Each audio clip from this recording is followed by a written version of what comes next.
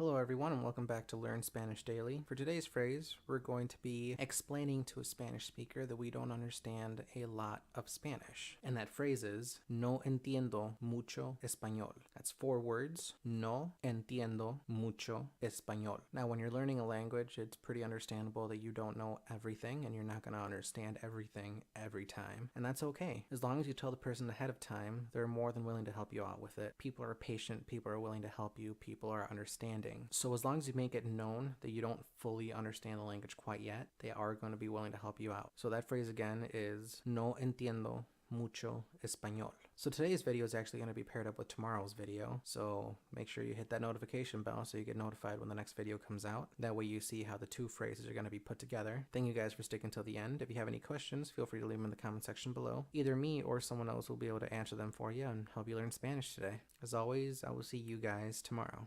Bye.